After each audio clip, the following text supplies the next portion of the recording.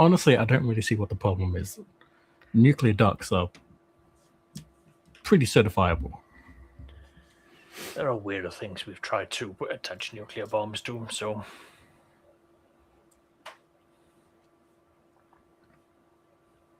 True, pigeons. The That was French. mostly them. Oh, yeah, the French, yeah. I learned the other day is just like when they were going through like, oh, UK, how many times have you tested out nuclear bombs in the Pacific? Like, oh, 10 or less times. It's like, okay, that's fine. US is like 120, 150 times. France, 180 to 190, maybe 200 times have we detonated nuclear bombs in the Pacific. And it's like, why? Needed to make sure they worked. Just a quick question. Is this, when counting the US and the UK, is this counting purely Pacific Ocean, Pacific Islands, or Pacific continents? Pacific Ocean. Okay. Because it goes up if you include a continent, like ours. Yes, I know. Now, this is specifically the ocean, where they just went, oh, we'll see if Godzilla's real. They already made a movie about that. I know. Several times. And specifically talking about the Broderick one. Yeah. They actually implied it was the French. Oh, well. Oh, man.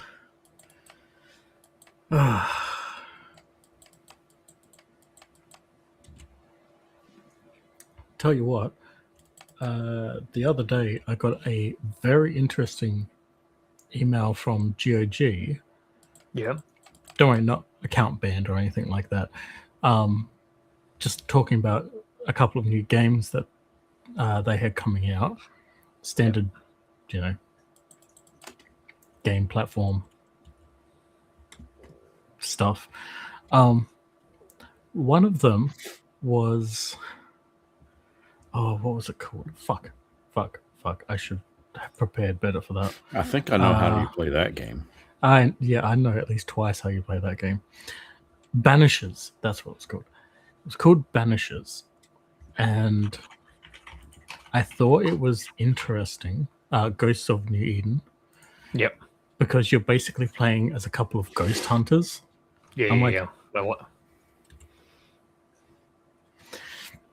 But it's got like RPG elements and things like that. And I'm like, yep. I kind of want to get this game. It sounds interesting. My wife loved it. My wife really enjoyed it. Yeah? Yeah, she enjoyed it. She enjoyed the story aspects, the fact you're interacting with the ghosts. Some of the ghosts you have to figure out, like, okay, well, why are you haunting? And it's like, you're haunting for this reasons. And some of them like, oh, you're just you were a terrible person in life and you just can't give up on that. Okay, cool. Well, we're going to return you to hell where you belong. It's good. Like, it's got a couple of moments where it like pulls at your heartstrings, that sort of thing. But like, it's good. It's got a nice mix of, again, like, you've got musket weaponry. You need to be able to like bounce between, fighting in the real world and the ethereal world or the ghost world. So, my wife strongly enjoyed it. Well, hopefully I can still take advantage of the special launch discount, because that sounds awesome. It is. That's a very good one. But yeah. I think that's about it for anything I could think of. I mean, there's some rude things I could think of, but that's probably... Yeah. That's a bit too rude for even Talkin Drek, let's be fair.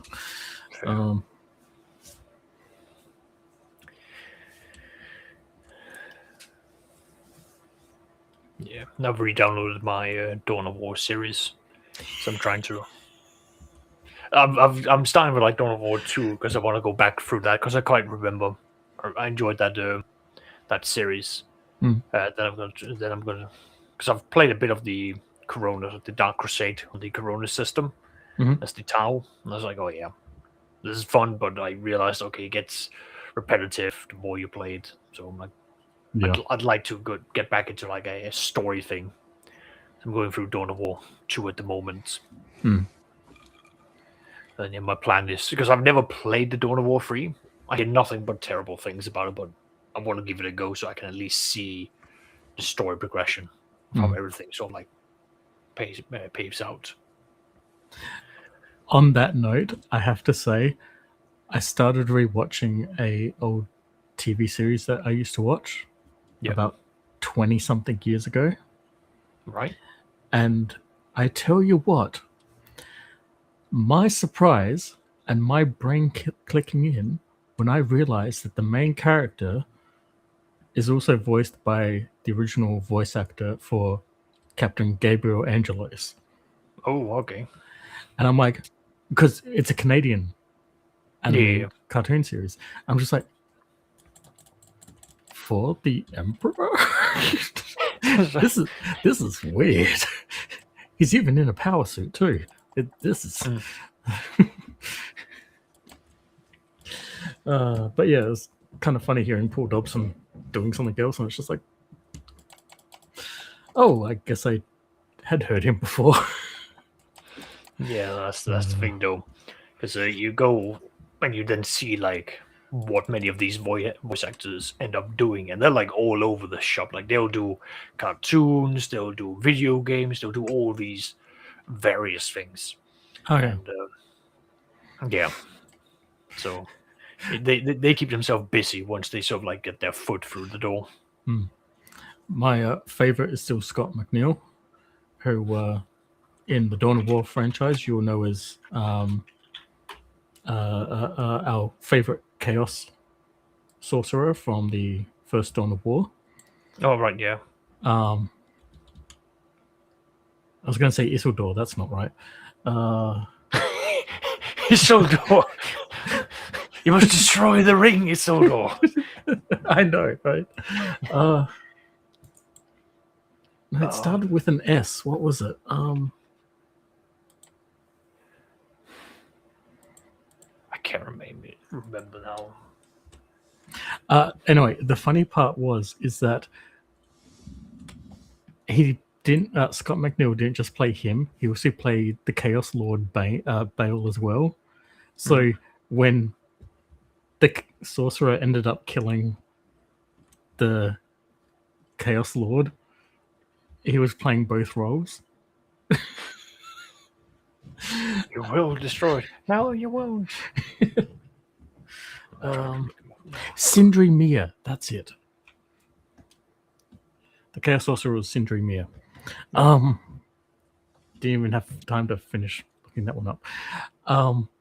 But yeah, he also did voices in Transformers from Beast Wars onwards. Did a bunch of other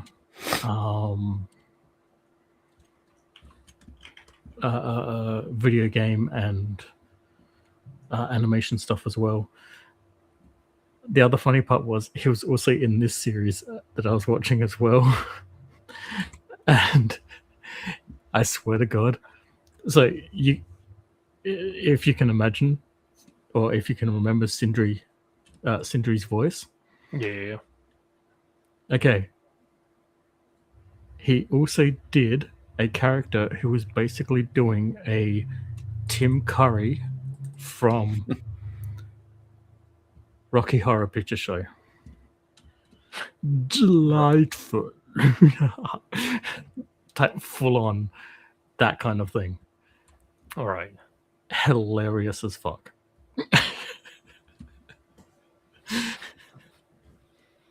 Nice. Anyway, yeah, I won't gush on. I'll let other people talk because that might be nice.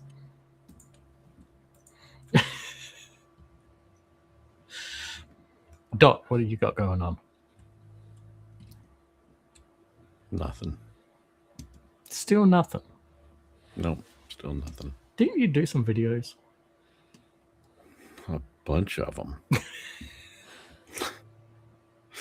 Would you like to promote yourself? Would you like to sit there and talk about the projects that's come out there? Encourage people to go and subscribe to you? Maybe hint and tease us a little bit about... No, not even that. No. Listen, No, well, you're it's gonna just, click on my name. You're gonna come on here. You're either gonna like it, you're not gonna like it. I'm just gonna let Yeah. the algorithm decide whether or not you will be exposed to me in Yeah, a pretty non-sexual much. fashion. Don't say exposed on this podcast. You might get ideas. Too late.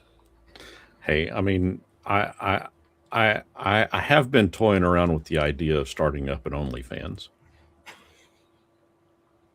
And it's just Seraph gonna is you gotta be showing like, here's another fan that keeps me cool during the horrible summer times. well. I think what I would do, I would probably try to go after the book fetish folks. Hold the book up to the camera and then just start slowly peeling the plastic away.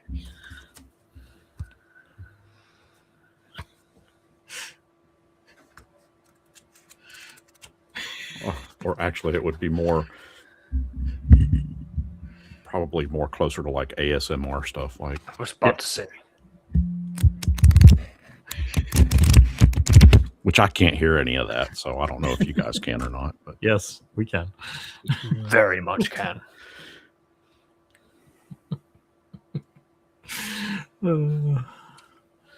Man, the conversations we have. Yes. yeah,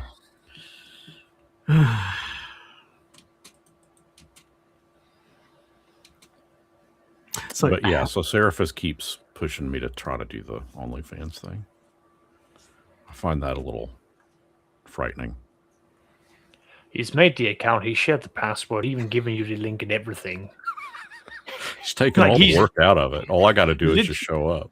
Yeah, like literally you have to click, you keep on getting these reminder emails of like, please confirm your email. That's all you have to click. That's all you need to do. Just click that. He's lined up for like the next 5 years of things that man was never meant to see. Yeah. And you just have to roll in the dough. He's even set up like AI bots that will be promoting you across all of the different social medias. Why do I know this? Because I've had to set up the social medias and test to make sure that we see them in all of their glory and horrors. There are a lot of people that don't like AI. Yeah. well, they're just And- going to be the ones that get wiped out when our AI overlords take over. Simple. I'm sorry, but like the That's- dead that's- internet theory is well and truly on its way. So they may not like it, but the gin is not only out of the bottle, it is actively replacing what you think the internet is at this point. Yeah. Okay, Yeah. Yeah. I have a little rant I want to do. Let me try and stop you. Oh no, stop. Okay, hold on. I'll actually do some more professionalism and do a banner change here.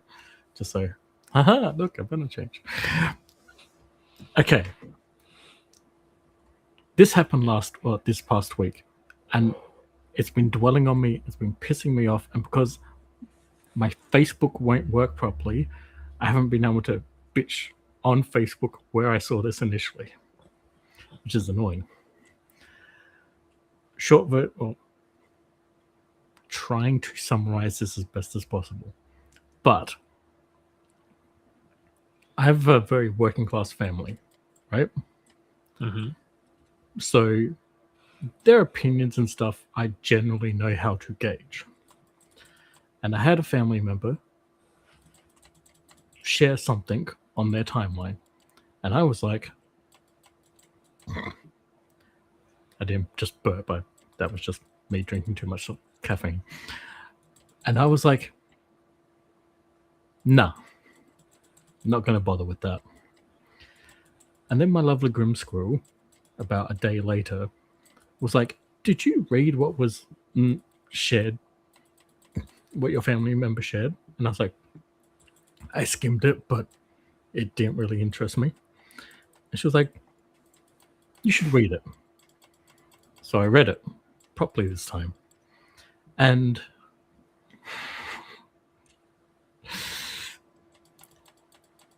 it's not an AI bot. That would be too easy, right? It was someone. It was someone who opened their first paragraph with what they thought about the current government, right? Mm-hmm. General terms, kind of a seemingly unbiased approach. And then the next paragraphs happened. And things had a theme to them, progressively getting more negative on subject A or subject B, subject C of current politics that's going on in Australia, right? Mhm. And I was like, I see the page this is from. Quite frankly, it's just a know-nothing page. Who gives a fuck?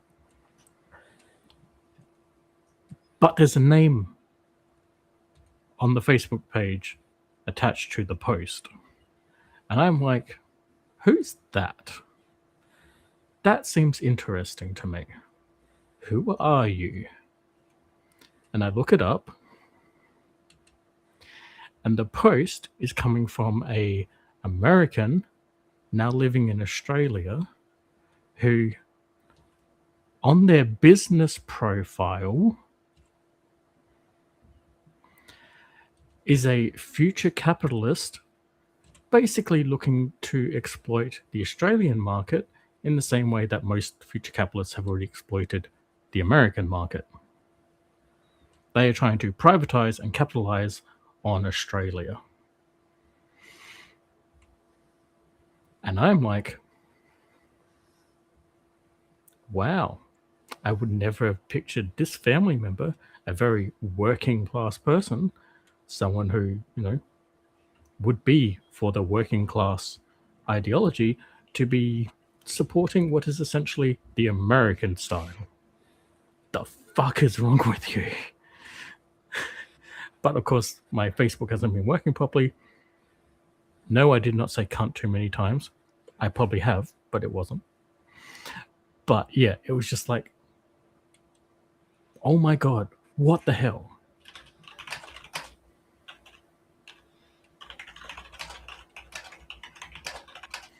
And so, yeah, I was just like, I don't know who the fuck. Like, and then at the same time, my state is currently in the middle of looking at introducing classes in primary school to teach children how to discern misinformation and disinformation on the internet as part of a literacy learning, right? And it's getting backlash from people who are spouting American-style propaganda. Like it's government control and things like that. And it's like, oh my god, that's literally US government propaganda control. The fuck are you doing? You are literally spouting the reason why our next generations need to know how to discern disinformation.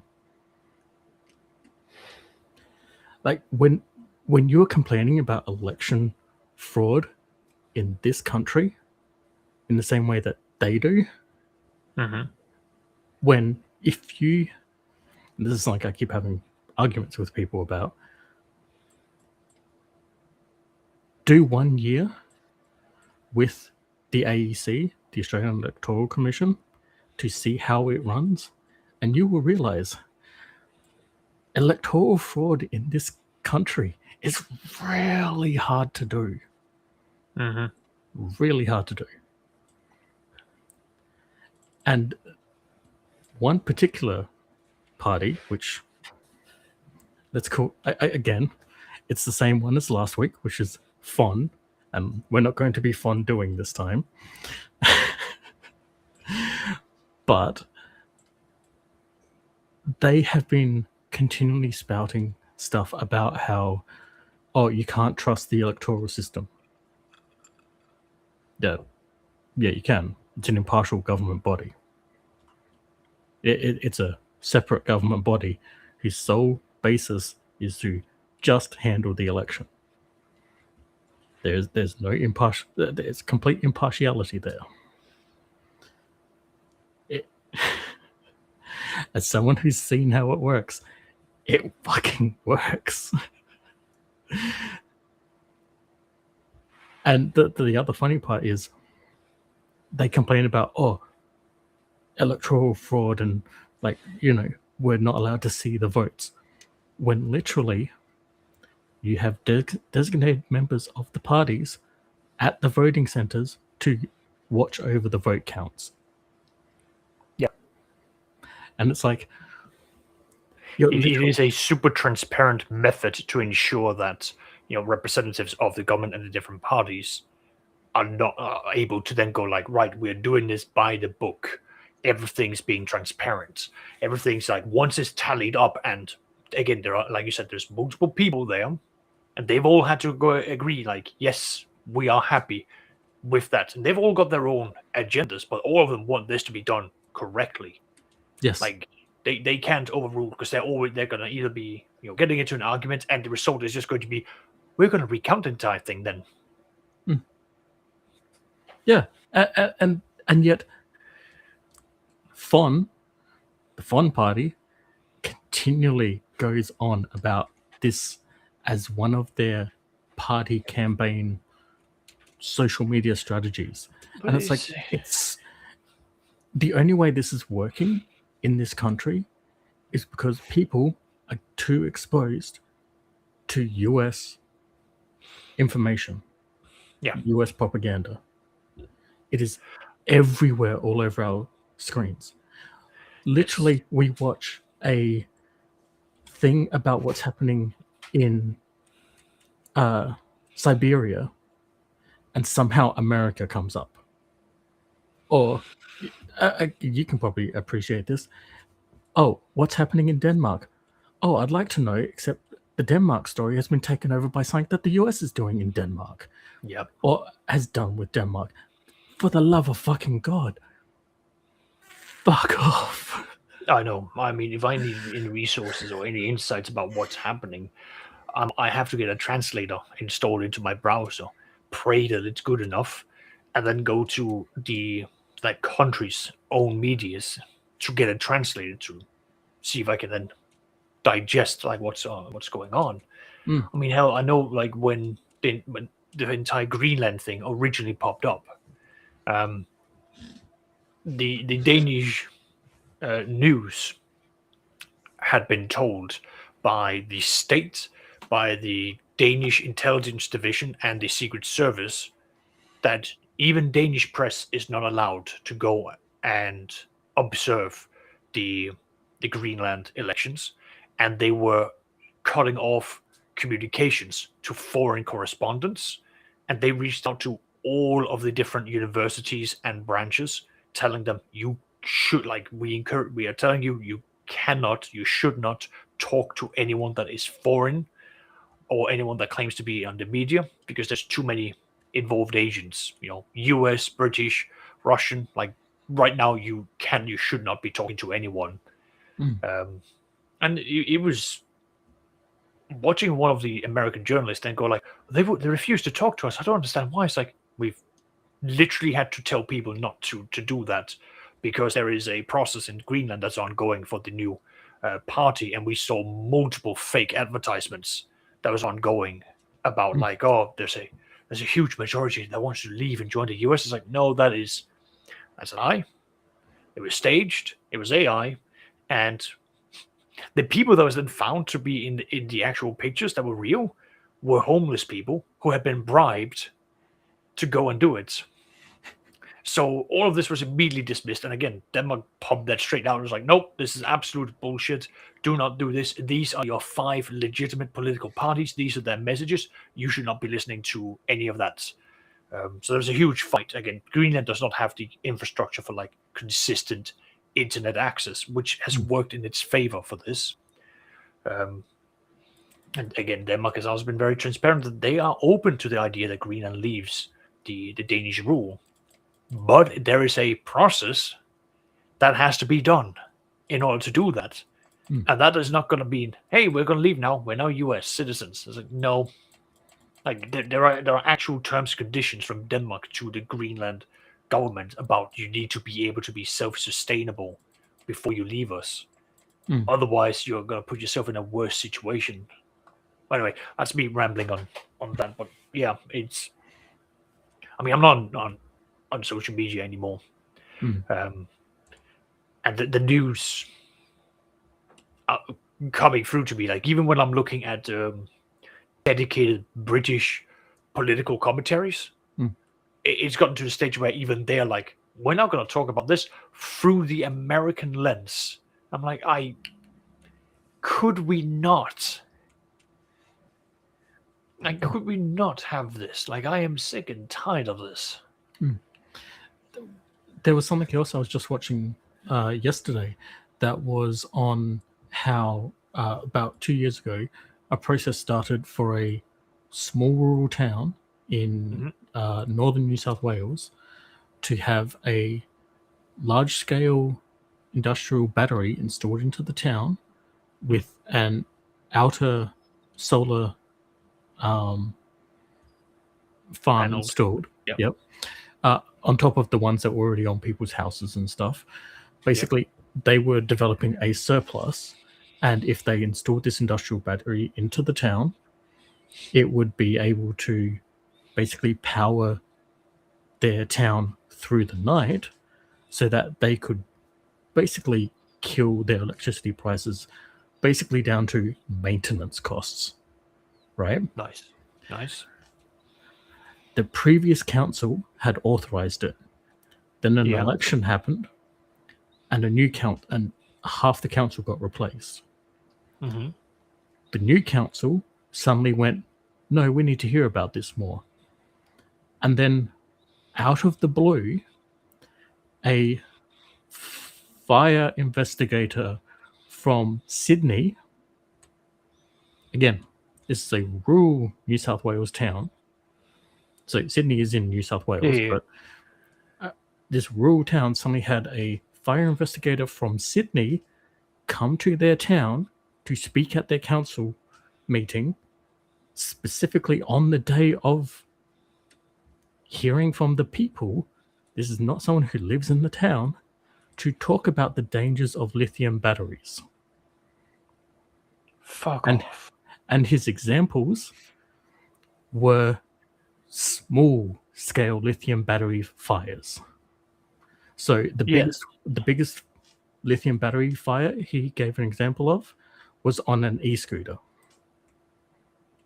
Yeah, but that's down to the safety regulations of that. Like we have that for like the phones and all of that.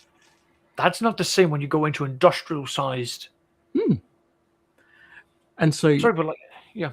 And so you'd think, oh, okay, well, if this guy got to talk, shouldn't the guy who's the safety regulator that the company is hiring to oversee installation and safety protocols and stuff be allowed to talk too?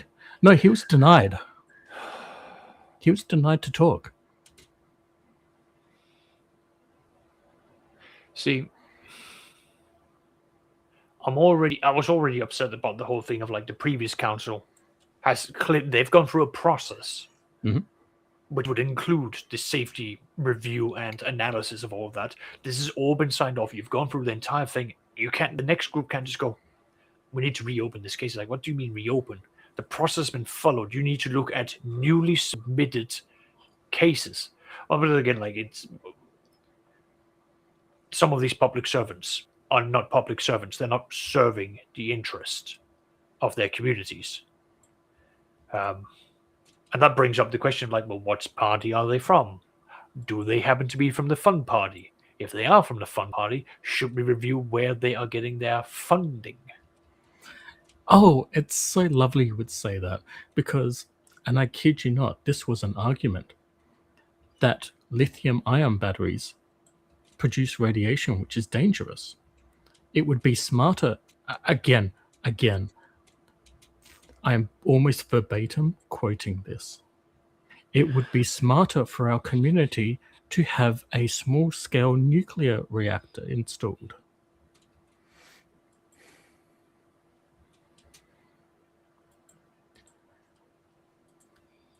A nuclear reactor would have less radiation than an industrial lithium-ion battery. Their stupidity offends me. And I can't prove it yet because I only found out about it within the last 24 hours. And I am going to be digging into it 100%. But I'm pretty sure they're from the Fun Party because that reeks of their messaging and their propaganda. Because they are for destroying the renewable energies initiative that we're going through and replacing it with nuclear power plants.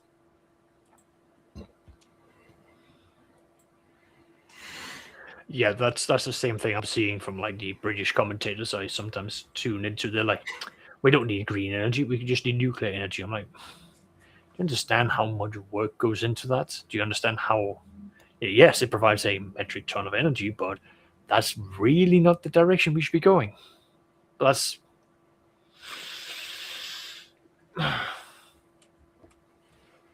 Also, Australia is kind of one of the premier countries with government funding invested into future research and development of improved renewable technologies.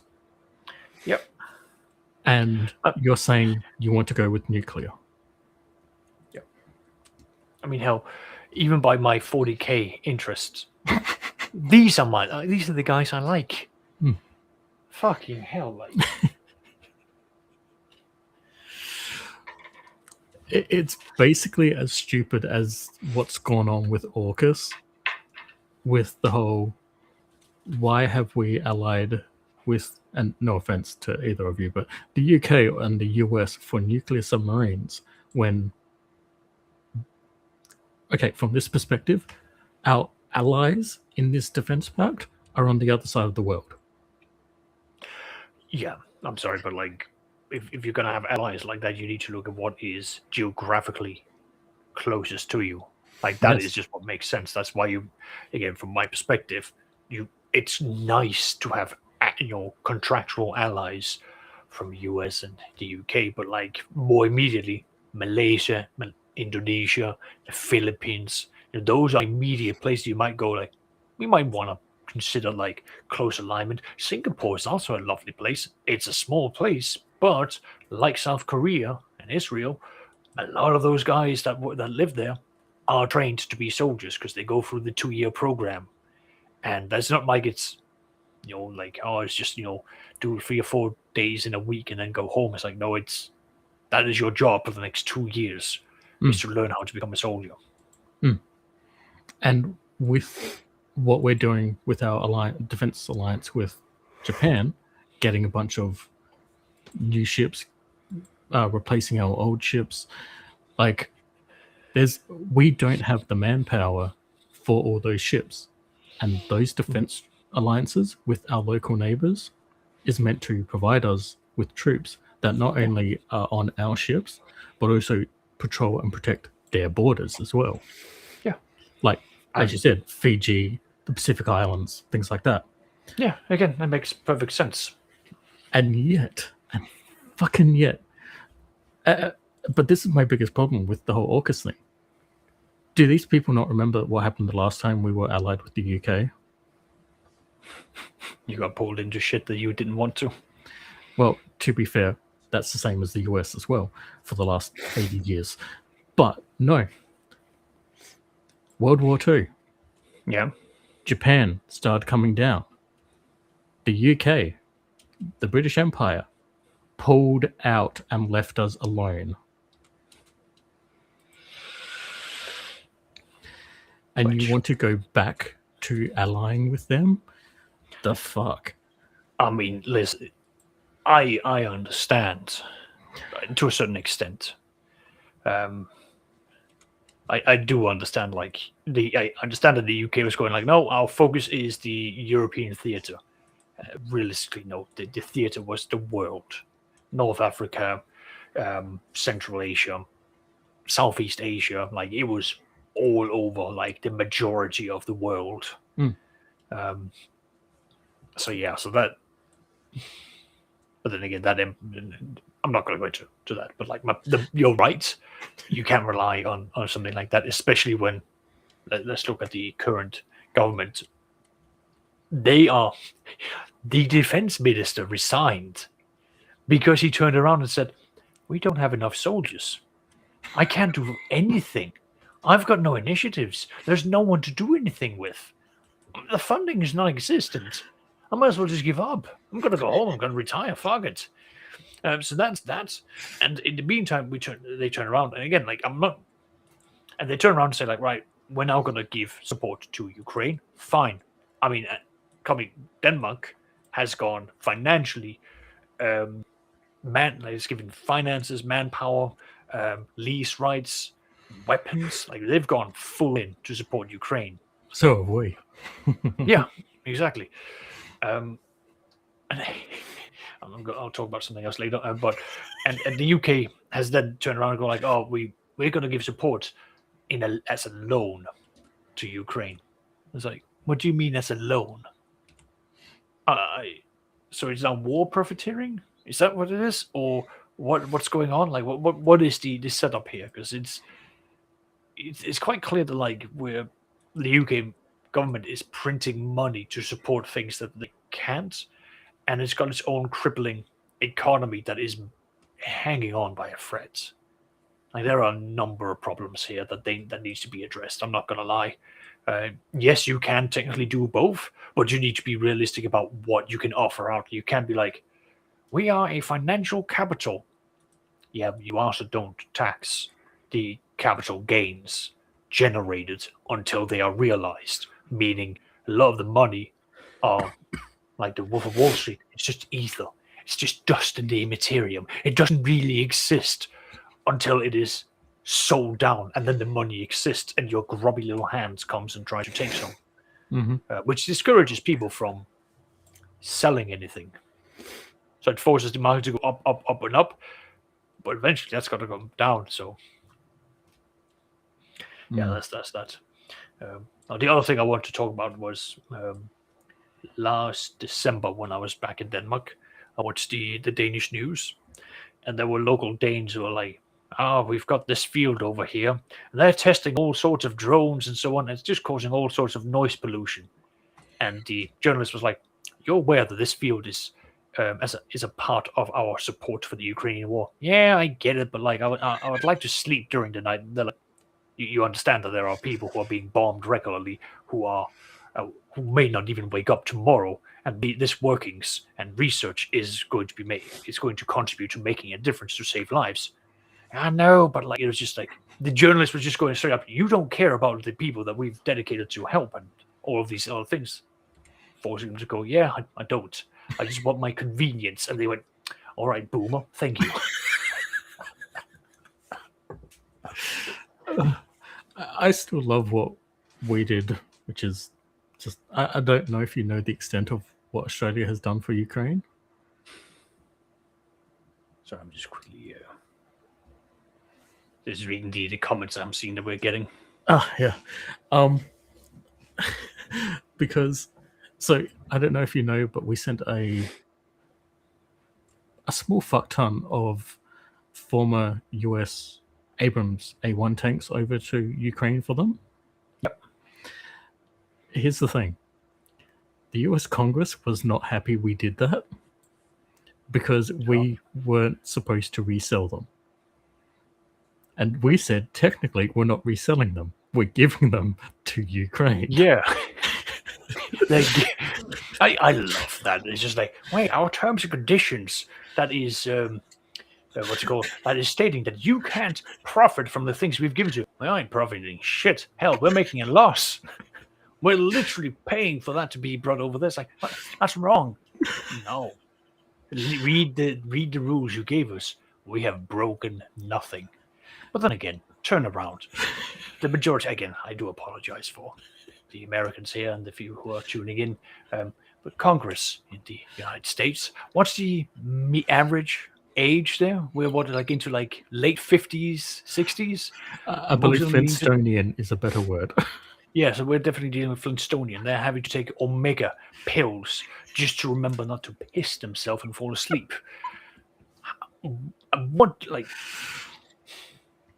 it's gotten to the point of where I very much look at politicians the same way I look at vampires from Vampire the Masquerade. The vampire you generate is a product and is not leaving the time zone that they grew up in. Were they born in the 1876? They will believe the things of 1876 even well into 2026. No different than the politicians or the lifetime politicians. I do need to correct myself there. There are good politicians. There are genuinely the ones who want to go in and make a difference, and they are competing with a handicap. The funny part is that Congress ended up giving approval, although reluctantly, when we had already put the tanks on the boat and they had already left harbor. I like how a foreign government is having to give you approval to do what you want to do. Yeah, I know, right? But I think the piece of shit moment was a certain Republican congressman, who may or may not be a MAGA dipshit, decided to, on Twitter, mind you, just voice how these tanks would be useless to the Ukrainians because of this specific, and now I would very detailedly explain how this tank's vulnerability would make it pointless for them. I'm sorry, is this congressman playing War Thunder? Leaking out, national securities onto a threat to score points to prove what they mean?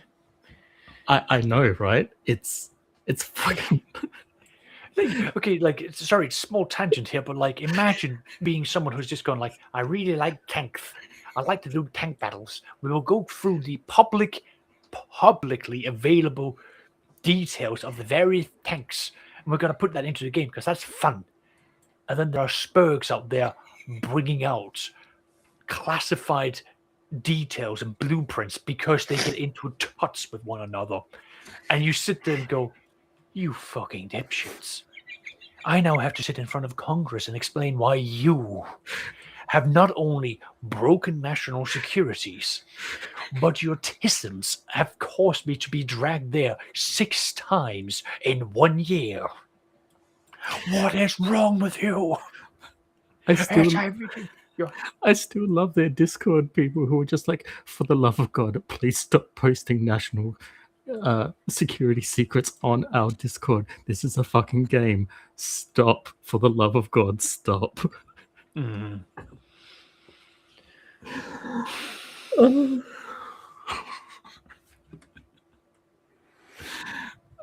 But anyway, the funnier part is all the cardboard drones that Ukraine has been using, they got from us because we sold them to them. Fair. Yeah. It costs like $2,000 to give them these easily buildable drones that they can then use for kamikaze strikes or refueling or resupplying troops. It's fucking... It's so inexpensive, and you can't jam them because you pre-program what they need to do. Yeah. So my last job, just to clarify, I have not had to sign any NDAs, so I am absolutely available to talk about this, and I find it funny as fuck. I've had other colleagues who've actually had to sign NDAs, but that's because they had to do work for the American industrial complex, where they're like, "You're not allowed to talk about these things that you're gonna help us ship." And they're like, "Okay, I signed a dotted line, and I never speak about it." I didn't have to do that. And here's the fun thing: I got a job where I met Three nerds that actually came to our office, and they were like, we really need to meet the guy who's going to be overseeing it because we want to make sure he understands the importance of it. Now, that's what they told the higher-ups. The higher-ups forgot to tell me. So I just walked into like the meeting lounge where they're like, are you Oscar? I'm like, yes, who are you? Like, oh, we're these people, and you're arranging to like get our drones that we're building in our basement with 3D printing to Latvia, where we're going to be doing some demonstrations to, eventually help the Ukrainian war. I'm like, yes, go on. I'm like, yeah, you're going to be looking after this. Cool. Right, let's go and let's get this set up. So like, how does this work? And they got super excited. They're like, oh yeah, we've got all this like basement. We're like working 24/7. We can output like X amount of drones, and here's what they can do. This is what we're gonna be able to do it. The cost of this, it basically means we're just gonna be bringing it down here, and you can mass deploy them. And they're like super excited. They're doing something to help what they truly believed into. And I just stood there like, oh shit, I apparently am a part of this now. Cool. Let's get into this. Right. Well, first and foremost, you guys are shipping. Well, it is a fun little gray area because they're both, you can use them as a private citizen and you can use them for military things. So, have you got your papers in order? They went, yes. We just need the Ministry of Defense to finish signing things. That last statement proved to be the biggest hurdle in shipping everything. I mean, I took these guys and I basically introduced them to like another person who does like he does packaging. So if you give him stuff, he will package it in like the most professional way and make sure that like your stuff is protected. Like, and it's gonna be, you can toss it around, it will protect what's inside of it, and he will do all the paperwork because you're going to have lithium batteries and all of these other things. I explained to them like who he was. I explained like, okay, rather than going through like the entire financial problem of like getting things set up, I will take the cost from his side. It will be 1-for-1. Like, I'm not going to make a profit out of introducing them. I'll share them the full amount, but I will then calculate it into like the cost of us arranging that delivery. And they're like, that's perfect, great, thank you. We got all that set up. I got a trucking company who doesn't use trucks. They use vans because vans allows them to ignore the 12-hour driving limit that truckers have, so that they just drive for like 18 to 20 hours, sleep for 4 or so hours, pop something that I don't question, and then they drive again. All this was being done. And as I was getting ready to like punch it all into the UK customs, the reference for like telling customs, like, by the way, we've got goods that are technically military, technically civilian, that's going to be coming through. This has all been pre-approved. Here's the reference number. That was rejected 3 times. And it ended up with the guy from the Ministry of Defense saying, just give us the telephone number of the driver. We will call up border control, scream at them until they let him go. So I just went, interesting conversation. I just need to have a few words here. And I turned towards the clients and basically went, right, I understand this is what the military guys wants to do. I need to talk to you very frankly. I can't let this happen for 2 reasons. One, we need to do this properly. Like, at the end of the day, like, we need to follow procedures. That's actually quite important. All this has been done properly, and the Ministry of Defense have fucked you over because they haven't done the procedures. That's not your fault. It's not my fault. It's their fault. They're causing you this problem, and they should be paying you for the inconvenience that they're causing you. Second problem is, if we do this, the Eye of Sauron, which is the HMRC, is going to swirl its ugly eye over and look at me. That is not something I want to do. Having HMRC, having customs staring at you after you bullied it is not something I ever want to experience, because I've seen what happens when you try to bully HMRC. It is not pretty. They are petty. It is a petty organization with the memory of a fucking elephant.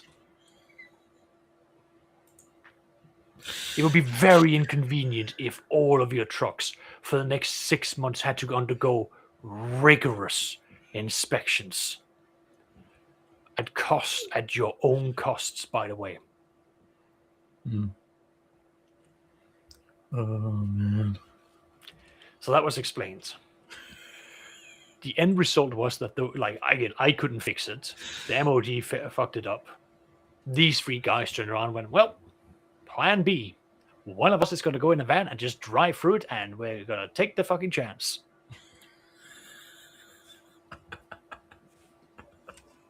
Fucking nerds, man. Oh, man, they just went, well, what's going to happen? And I was like, can't help you. Good luck. Smack on the bum. Off you go. Oh, man. Oh, that's great. Yeah.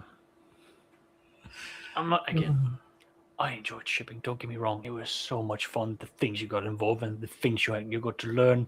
I mean, I had drivers call me up when they were like, yeah, I'm in Georgia. I was like, Georgia? It's like, yeah, you sent me to go and deliver something in Kazakhstan. Oh, yeah, I remember that. Yeah, by the way, the border patrol, the border police in Georgia says that they're going to offload the entire truck and destroy it. I'm like, excuse me, slow down. What? I'm like, oh, yeah, the paperwork's wrong. What do you mean it's wrong? It's in the wrong language. What do you mean? It's in English. Yeah, that's the problem. They don't speak English. I'm like, okay, what languages do they speak? Russian. We are in the former Soviet Union, former Soviet satellite states. Why did you think about this, Oscar? I'm like, how long do I have? Oh, you've got 6 hours.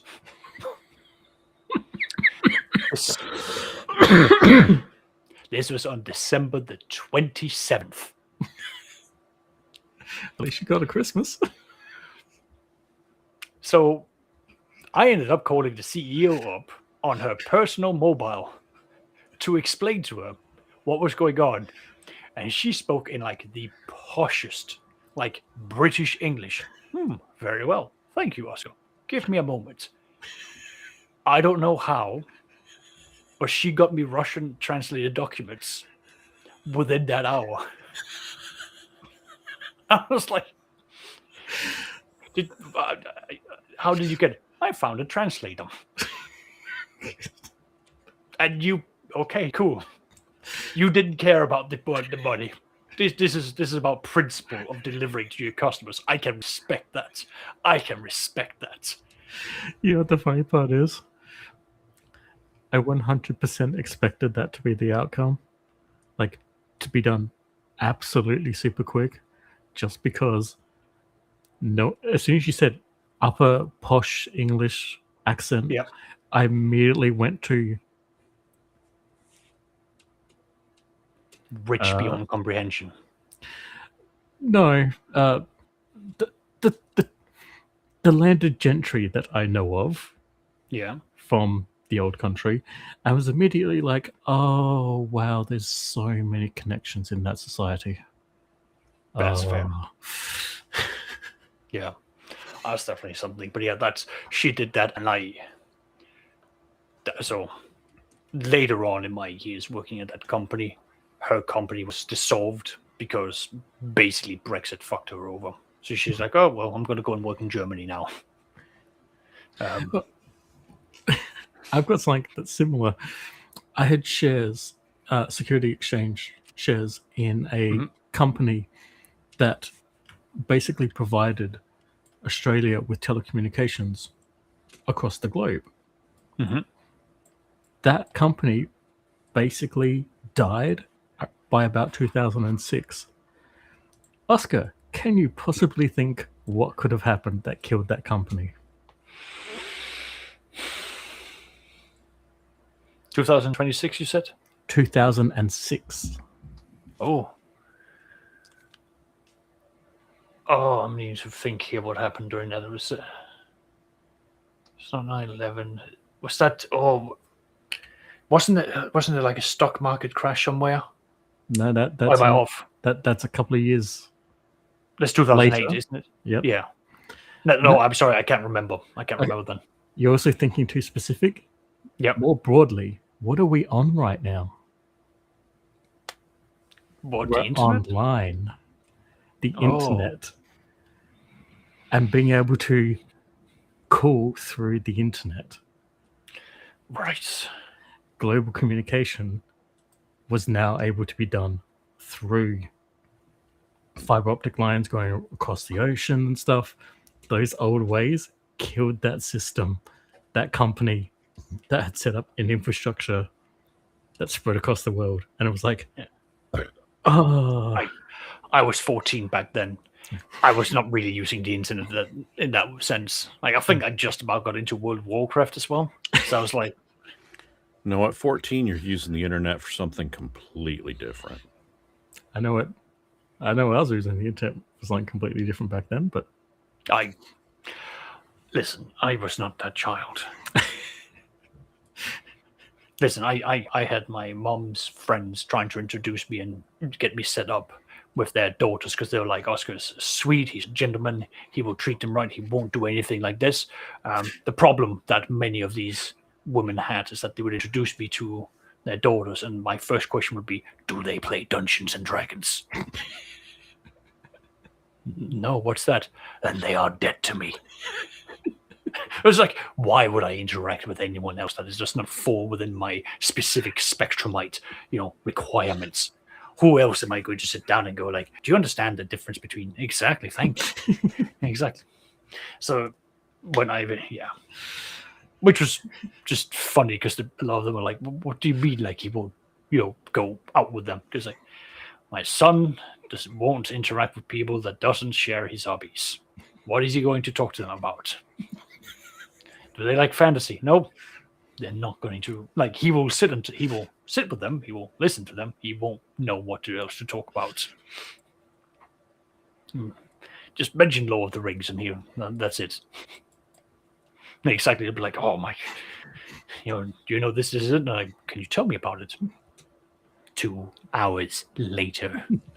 And that's the beginning. Now let's get into actual meaty stuff. And that's when Gandalf got to Isengard. Now, from what happens here... I need a napkin to show you the timelines. Preferably one of those ones on a big roll so we can keep going. I need different colors so that you can follow along. Yeah. Wait, are we going by stories or by characters? Because this will get more complicated. I was going to go by characters because you're going to have like the entire split of like what's going on there. Yeah. Speaking of, I'm going to do a little bit of a tangent, a deviant tree into the sexiest world of RPGs, if I may. Because talking about like convoluted interjections, I had my 40k game yesterday. Yes. And I would like to say I am happy at how things have changed. The player who's stepped in and is now the rogue trader, has been very clear. It's like he sets a goal and he goes, right, I need input. And he goes immediately like, no, I'm not accepting silence. I'm now pointing and getting people to say something. It's like, okay, what would you like to do when we are trying to achieve this? I think I can do this. Is like, great. How can we do that? And like he starts like pulling in. Like, okay, what projects can you do to build upon this? Because every time you do an endeavor or a mission, you only get points by being active. If you're being passive, you don't get points. And that drags out how long that mission and the reward is going to get. And the player understands this. So he goes like, no, we need players to engage. We're trying to do this as an overarching theme. What can I get you to contribute? Very nice. So now the players are actively saying, oh, that's a cool idea. That's a neat idea. So the players have arrived at a system which is functioning like a fortress world. It is a shield to basically fend off like a bunch of aliens and what have you. So the players are like, right, we're going to hire soldiers, specifically Marines that focuses on fighting on like a water planet. Because they want to take those Marines and bring them back to the agricultural world, which is a swamp world. So massive amount of water for them to then, channel in their speedboats. And they're like, that makes sense. So this the arch-militant went like, right, well, I'm going to go and find us really good soldiers. And he did. He found professional soldiers with like base stats of 40. That's not bad. That's pretty good. Like, they are trained all the way through. They know what they're doing. That's stellar. The missionary then went like, it's a water world, isn't it? It's like, yeah, that's true. Right. So eventually we're going to have to drain the water here. We need to do this. Are there like, what's the ecology like? And I'll just like open up the, because I've got loads of like documents that then shows like the monsters that's on the planet. He went, that's going to be difficult to get rid of these monsters, isn't it? It's like, yeah. I'm going to get my biologist servant to get involved. And we're going to look at like what easily acquired bacteria and animals we can introduce to combat that. You're loving that, aren't you? Yes. So they're like, okay, we can do this, but this will create this problem. This problem can be fixed if we scale up production so that we don't have, because when you destroy a massive predator, you're going to have a lot of like the smaller food that's going to grow in quantity. And eventually that's going to destroy the lower ecology and lead to a collapse and then rebuilding and what have you. So to counteract that, they're like, right, this will destroy, the destruction of the predators is going to create a lot of the animals that we farm to surge up in quantity. Now we have to exploit that to have this industry generate this food, which keeps up the production of the animals we want to harvest. But we need to scale up the harvesting to ensure that we don't destroy. So we've got this like ecology working. So they were literally they were meant to just have like 4 or 5 days at this place. They ended up spending like a month importing big tanks of bacteria, fish in huge quantities, plus like a variety of chemicals to induce them to like mate earlier in the seasons and all these other aspects. So that was fun. The group have then, because they were fighting Ragdoll like about like a couple of months ago, and they found some ships. One of them is a mass conveyor belt, big ass, transport ship. The other one is a frigate. The last one is a Meritech. Now, Meritech ships is from a traveler community of 40k. So gypsies, space gypsies. And they are often associated with pirates, smugglers, and scoundrels. This ship particularly had the taint of having a set-in broadcast declaring its allegiance to a known pirate principality. So the players are like, right, well, let's see if we can talk to our trade federation if they're interested in any of these ships. The Federation immediately went, we need to buy the frigate because we need something to go and like fight orcs. Because right now we are fighting orcs and we've thrown like 60 to 70% of our ships are thrown at them, with the remaining 30 shored up at like key points to defend them. So they're not doing patrols, they're not doing this, they're really exposed. Because surprise, surprise, an orc warg is a big problem. They tend to be. Yeah, they tend to be. So they're like, oh, we would like the conveyor belt, but we would like to do that on like a payment plan sort of thing. We'd like to buy the frigate outright, and for the Meritech, it's associated with criminals. It's all this, and this. We'll pay X amount, like very much lowballing it. One of the players looked at that and went, "Oh no! Ignore that. They want the Meritech." And that's because they've discovered that the Federation has a subsidiary company called Greywater Incorporated, which is directly inspired by Blackwater. Surprise, surprise. And Executive Outcome, if you're familiar with them. Yep. Yeah. So they're like, right, well, they want that ship because they're going to go and do criminal shit, but they don't want to admit it. So we're going to keep that thing. We're going to turn it into our criminal ship. So it's like, okay.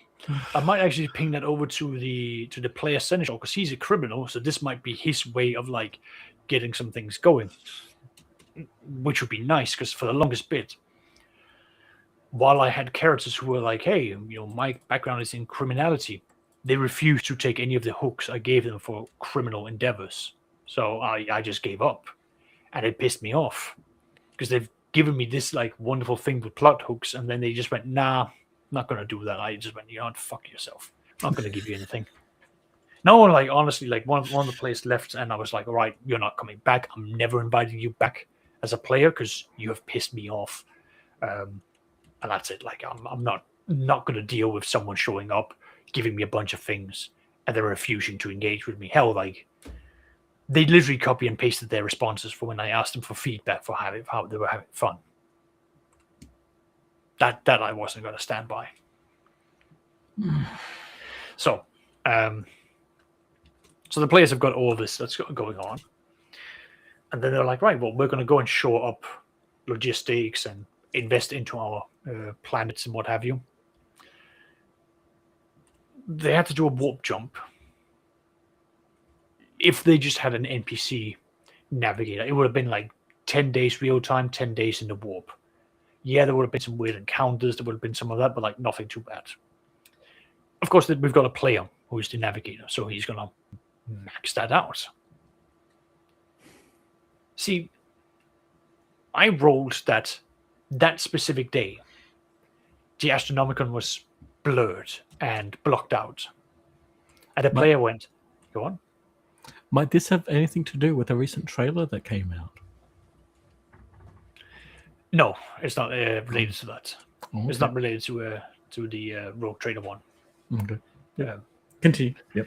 No, this is actually like a random thing that I roll for every time they jump, is whether or not the Astronomicon is visible, if the currents work against them and delays them, if it speeds them up. Like there's all these random things that can happen. So this was just one of the events that like you just can't see it, and that just happens.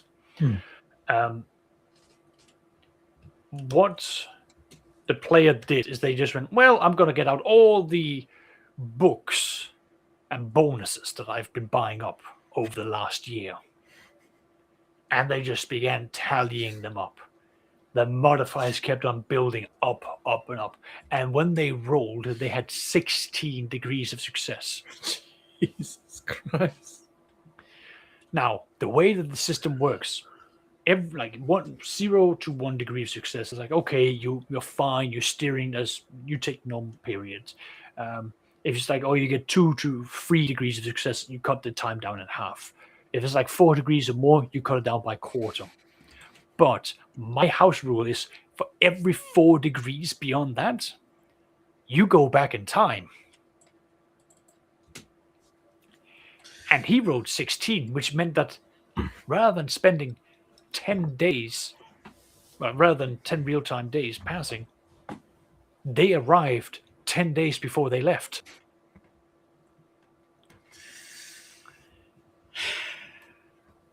But wait. There's more. You see, I had prepared this predetermined outcome of like, they're going to arrive, even if they do like 2.5 days, they're going to show up and there will be an orc, like freebooter attack on the next system. And it's going to be a vicious one, and there's going to be orc rocks like crashing into planets, and there's going to be this entire... The next place that they went to is like it's like the Suez Canal of this sector. It is really important. It is heavily fortified. Everyone knows that, like, this is... If you want trade to go from this side to this side, you are defending this one system, this one planet. Because if not, you're going to be spending minimum 18 days in the warp. Just going across. You don't want that. So this place is like heavily guarded. And they try to prepare themselves, but like you can only prepare for so much. The players have been meeting navigators who specializes in reading the warp. In the sense that they can read the current of the warp to predict when people are coming through into your system. And the navigator player has been spending time with this house to learn some of it. And when they arrived, he then saw like there is an oncoming wave of green coming towards the system. And just looking into the warp, he kept hearing a repeated scream approaching, which is the wark, surprise, surprise. And the player was like, "Oh, okay, we'll do that." And like, "How long were we in the warp?" "Oh, you were in the warp for like 20 minutes. You're like, "Excuse me?" "Yeah, you were in the warp for like 20 minutes. You popped in, you popped out. That's the quickest you've ever done." So the player goes, "I don't know if it's gonna make a difference, Oscar, but I'm gonna get out my Emperor's Terrors and see if I can divine the future." Now I sat there and went, "You motherfucker." So you had to roll it in secret so that only I could see the results. And I sat there and went, "Oh no," because he got 5 degrees of success. Now that's actually quite a big deal, because it's no longer just like a few words of a forewarning. It's a genuine, like, you are now being given direct hints of what is about to happen. And what I told him is that the oncoming conflict has a deeper meaning. It is being orchestrated by the Carrion, by the Carrions. And he was like, "Okay, well, what does this mean?" I'm like, "Okay, you have to do like a number of like different like forbidden laws and all this." He succeeded all of them with like 5, 7, 8 degrees of success. He's ridiculous. He's been stacking up all these like meta powering things. So I went, "Right, great, fantastic. I have got you in my trap card now." And he went, What do you mean? "Forbidden laws. You aren't meant to know this." And I began spewing out like that he understood that like there is a flotilla. Like these orcs are the vanguard of a Nurgle flotilla who presents themselves as, "Oh no, these aliens have just attacked you. We are the remnants and survivors. We just need some help," as they come into a battered environment to then bombard them with their diseases. Naturally, I made him do some willpower tests to prevent corruption. He passed. But that's not the point. He then went to tell all the other players, who then had to do their own willpower saves. Now, I am doing this not because the player has to communicate this. Either he has to tell them directly, in which case that's a willpower save, or he has to withhold the information, in which case he's being an asshole. So it's a catch-22 I force him into. But see, I'm doing this because I want to target 2 players. The Archmilitant has got fuck all for his willpower.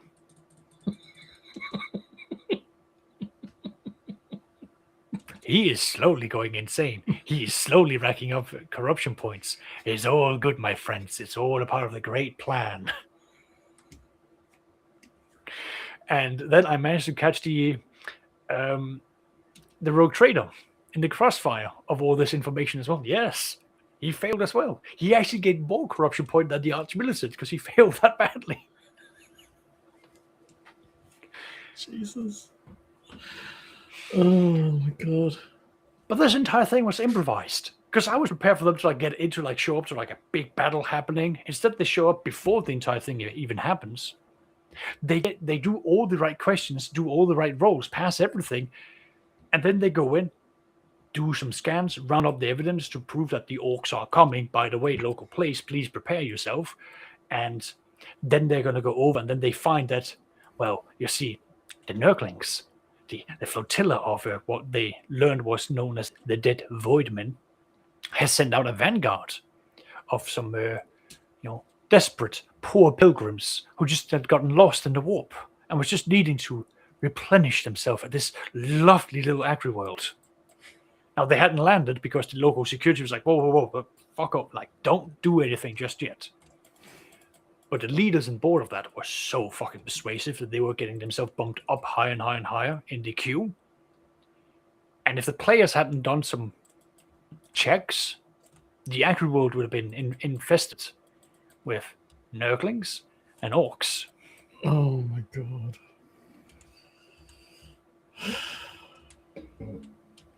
But wait, there's more. This was all improvised. I didn't prepare for this. I didn't expect this. But I am now capitalizing upon this. Because what happens when you go back in time and you prevent the future from happening? Become unborn. There is a department of the Inquisition that makes sure that certain things are meant to happen. And when people start fucking with the timelines, that gives out very loud bings for them to monitor. So that group is about to be having a visitation. Not next week, not the week after, but there's at one point just going to have like a ship being pulled up and going, yeah, you guys are on lockdown. Here's our symbol of the Inquisition. We are not answering questions. You are submitting yourself to our authority right fucking now. By the way, here is a warrant for the warrant of, oh god, what's it called? Here is a warrant of anchorage against your navigator. So he's not arrested, but he's not allowed to travel the warp until the Inquisition is satisfied. But wait, it gets better.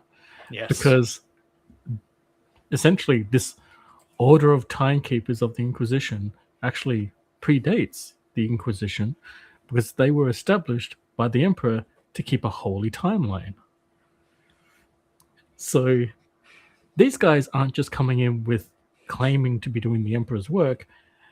Just like an ancient rogue trader family, these guys actually have the Emperor's seal of approval of what they do. This is something that even a Primarch, even a son of the Emperor, would have a hard time going, no? to.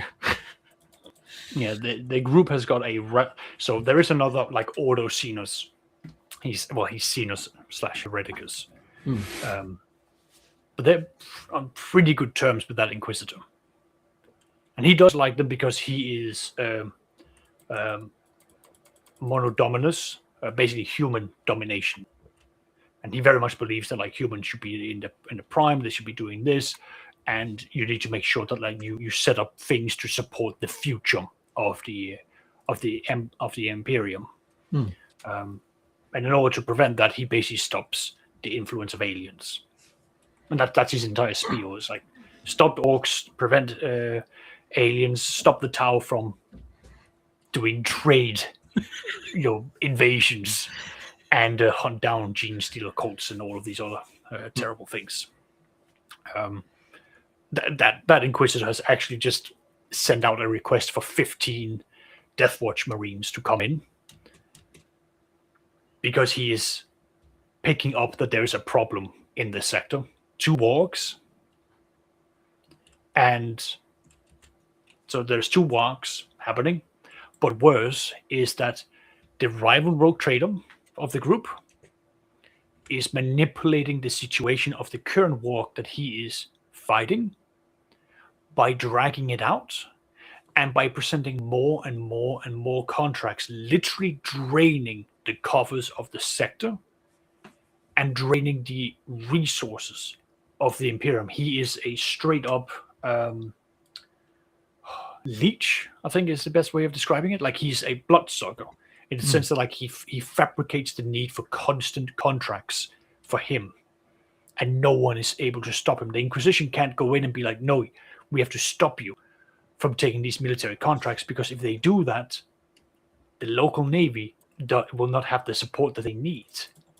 And all of the Astra Militarum is currently contracted to be trained up by this rogue trader. So the Inquisition has basically gone, right, I'm bringing in 15 Deathwatch soldiers because we need to do targeted assassinations against the orcs to disrupt them and to bring this war to a quicker conclusion. Makes sense so far? Yes. But remember that the players found Necrons, right? Mm-hmm. Well, they're now talking about like, oh, should we just hand this over to the Inquisition? What's more important? Keeping Necron sleeping, or an orc warg that's currently contained by an asshole rogue trader?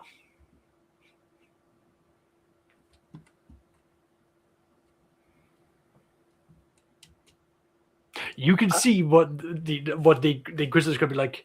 I hate the fact you've made me aware of this now, but I have to go and deal with this now. I mean, you really want to keep those Necrons sleeping because Yeah, but like it's an outpost, which means that there is a tomb world somewhere nearby that has to be dealt with. And you need to figure out where that is so Yes. that you can contain it. but you want to keep that asleep for now so you can deal with the current problems that are going on. Because Yeah. if you let that tomb world wake up, you've got a third problem in the mix. Yeah. But again, Or a fourth or fifth. so here's my level of thinking. If you break the orcs and they scatter out, there's a risk that they can end up in the tomb world. That will initiate all of that happening.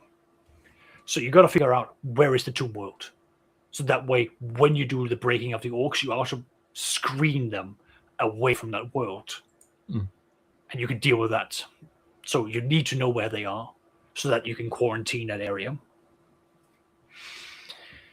And there's also rumors of a rogue or renegade navigator house having re-emerged from a pseudo-warp swamp, believing that there is need for taking the sector and splintering it down into smaller subsectors.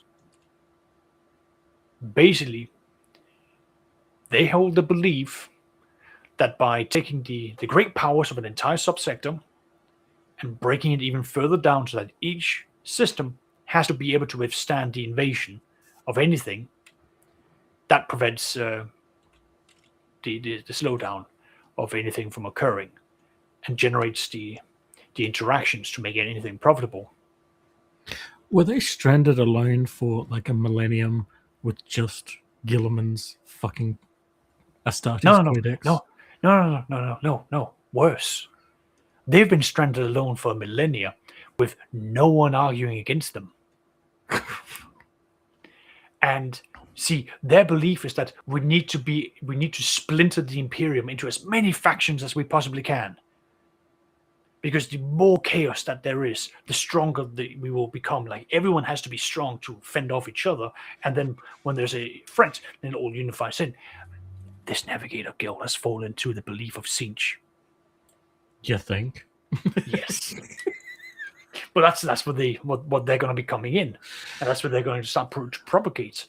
And they are in the middle of like building up their pseudo empires, and then they're going to be sending out missionaries up along where they are, which happens to be next to where this rival rogue trader is. So he's going to be having fun blaming people. Go on, Seraphis.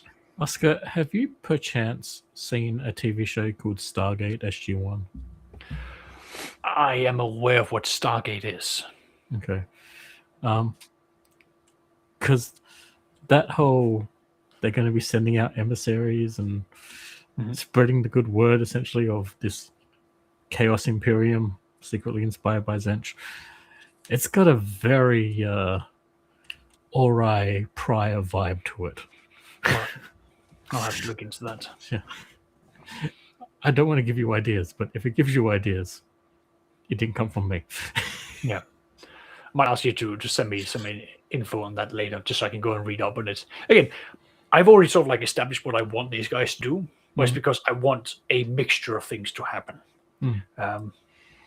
It is going to be revealed in the next big event that the Trade Federation made a gamble that hasn't paid off. because they've tried to buy out the tax requirements of a rival road navigator house, but that navigator house has been released from their obligations of that system. So they have now bought tax obligations against a faction that holds no obligations anymore. They've bankrupted themselves. Now, why would they have done this? Because, and the players have been given hints of that, the Trade Federation has been excluded from all conversations that are ongoing. The players have been given small snippets of warning that this was being set up. They haven't had a chance to properly do anything about it, so this trap has happened. The Trade Federation is about to become super desperate because they've just gone, we've emptied our coffers. We banked everything on this. Fuck. So they're about to go batshit insane and go, right, well, we need money now. We're going to have to initiate some serious criminal activity to make sure that we get our buffers back. Yeah. And while that's happening, another navigator house has been... No, so this other navigator house has been slithering in and replacing like the third or second commanders within the Navy with people that they've propped up. They've been introducing more marriages into their family, made an alliance with a growing trade conglomerate. Their plan is to submit, because now this other navigator house is out of the system. The navigator house I'm referring to is called the Kessel House. The Kessels were contracted to oversee the Navy, like the Navy of the entire sector. So a very big job. So that power vacuum is now opened up. There's going to be many navigator houses that's going to be bidding or forming blocks to take over that position. Now, this specific navigator house is known as the Mayans. They've always been playing second fiddle, the supporting role to the glorious Kessel leaders, pretending to be their lapdogs. What they've actually been doing is that they've been building the foundations so that the moment that they were out, they're going to swoop in and they're going to form their own block using the other navigator house that's been exiled, a nomadic house, and they're going to extend it out to the players and say, we would like you to be a part of this block, but there's a caveat. You can't. They need to keep the facade up that they're trying to have like their own independent block to muscle in to distract the rival rogue trader. Because what the Mayans are going to do is that they're going to submit the reason why there's no reason to outsource it to another navigator house, because all the local navigators can do this. They can unify, and if the Trade Federation joins in, there will be a surplus of ships that will be entered into the Navy via that.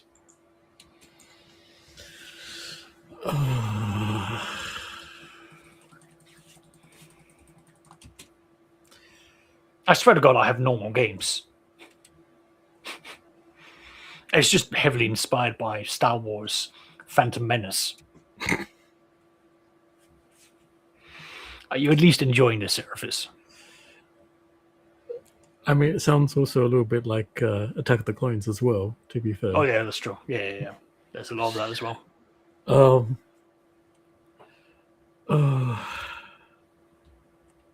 I'm just thinking about how all of this can go horribly, horribly wrong.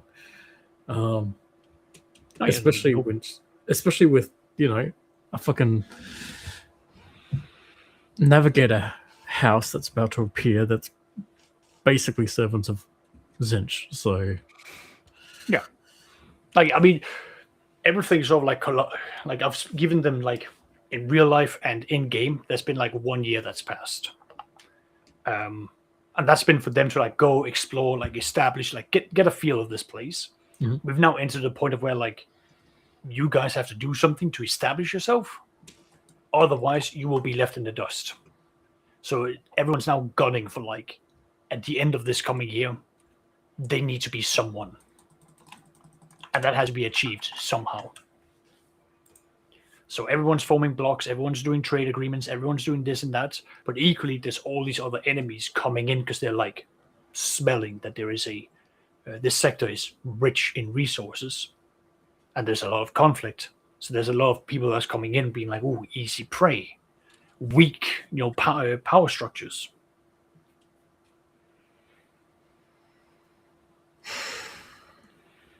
There's also like imperial politics of because there is no sector governor right now, but there is a governess of a space station who is trying to prop herself up to become the future governess of the sector.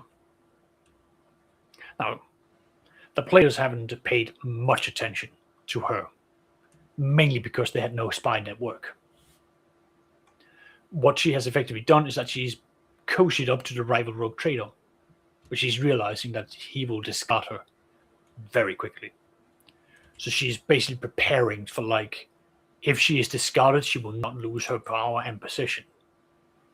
And she's basically preparing herself to go up and become the subsector governess with the intent of like being a part of like the reconquering forces Mm. to then become a member and if at the end of the day a full-fledged sector governess of the of this area that I've built up for the players.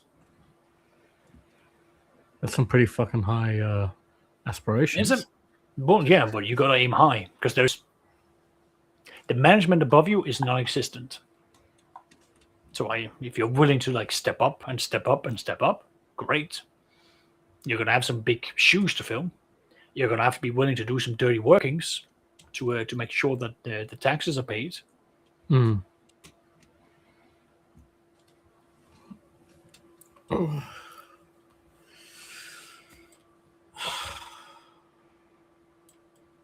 There's so many ways that's going to go wrong. Well, that's also the point, though. No plan survives engagement, and because I use Kevin Crawford's system of having like GM turns, it means that like even though I make a plan for like all the different factions, I mean I haven't even gone into like the Eldari pirate prince, who is in the middle of waging a guerrilla war against the Imperial logistics. Mm. There are two orc captain bosses that are enjoying the war at the time of their life. There is the oncoming chaos forces. There is a pirate marquis who is also arriving, and then the siege navigators.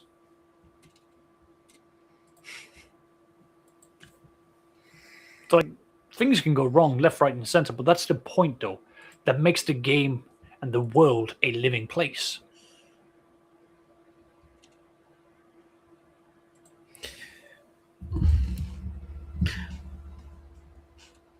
I'm just saying, Mm-hmm. if I were a rogue trader or a spy master or even the pirate marquis, Yeah. and I had access to essentially the information that the players have in this regard, or even the other rogue trader, my first thought would be, wouldn't it be funny if the Nurgles and the Zenchers met? I'm just saying, it would be funny if they met. Because They hate each other. yeah. And then, if there's even like just a frigate of Cornites out there, just lure them in there too, and then just watch the party explode. Like, oh look, because once you choose a side, you can't really do the chaos undivided thing anymore. So So you said at one point that they were at risk of being caught doing time travel, right? Mhm. So here's what you do. This is the solution. Let them get caught. They get all of their items, weapons, gear, armor, all confiscated. Mhm. They get sent back in time, and y'all suddenly start role playing Warhammer Fantasy.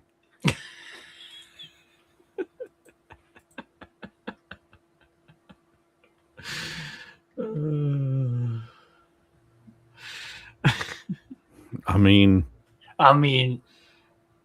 Well played. don't fuck around with time. Well, yeah, that's the big thing.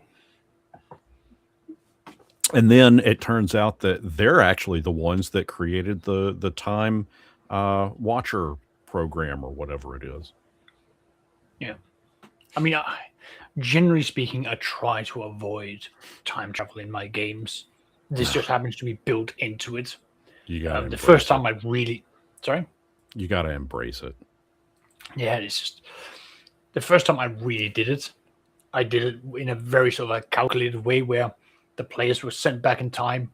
They were at a forge world. They were told you have to destroy this engine, or this engine has to be tampered with in this specific way. So they went, they did that, they fought a bunch of people, and eventually ended up in the place that they needed to be, activated their beacon, and was traveled back into the present.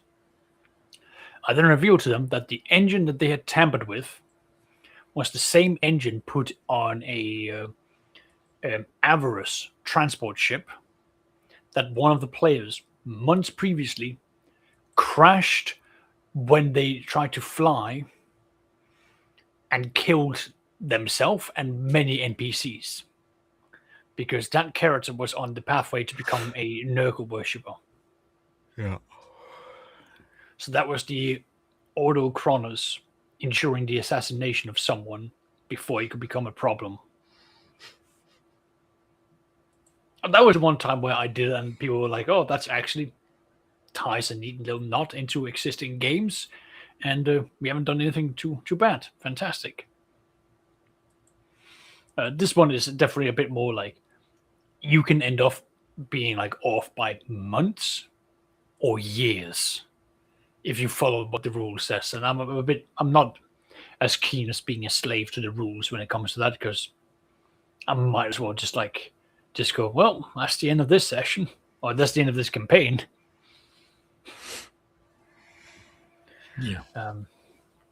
But it is something that I do want to bring it up because it's a fun thing. It's happening at a consistent rate that it should now become a problem.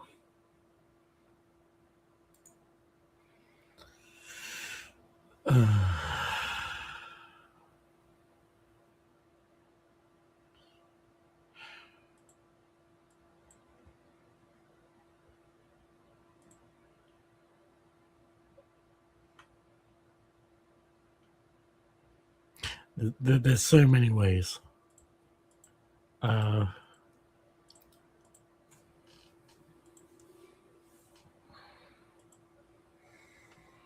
So many ways that it can go wrong. More or less, yeah. However, I didn't properly finish the sentence because from what you told us about this new rogue trader captain that's taken control, Yep. he could still be, or they could still be following the premise of, hey, we're going to be doing Star Trek but in Warhammer 40k thing. Yep. But with his more, let's call it Janeway approach, Yep. I feel like there's more of a chance that, or rather, I feel like there is now a chance that they could actually prevent catastrophes from happening now. Or at least be able to turn them towards So other problems.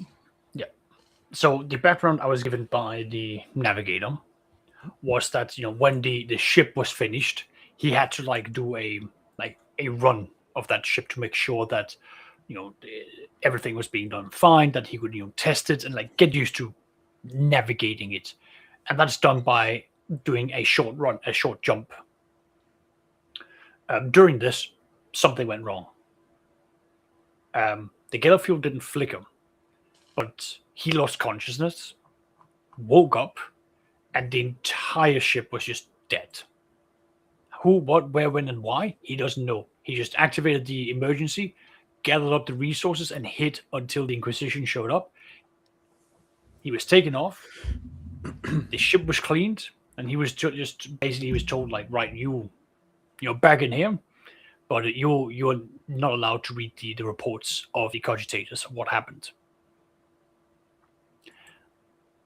The way that I would like to structure that is that this navigator, as we know, navigators, they tinker with their own biology. Mm-hmm. He is the product of a long-going optimization of having very good navigators.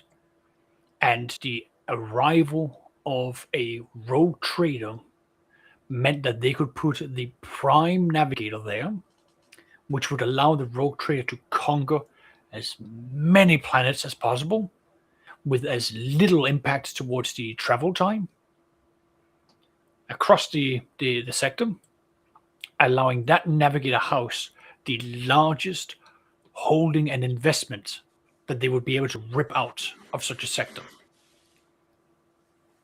Is that making sense so far? Mm-hmm. Mm-hmm. So his initial, maiden voyage was effectively him not understanding the strength of his abilities, leading to a time ripple which basically wiped all the people out of the existence, or destroy or kill them. Ergo, there's been a file on him by the Autochronos, but they need to watch out for him. And now he's triggering the events for why they're showing up.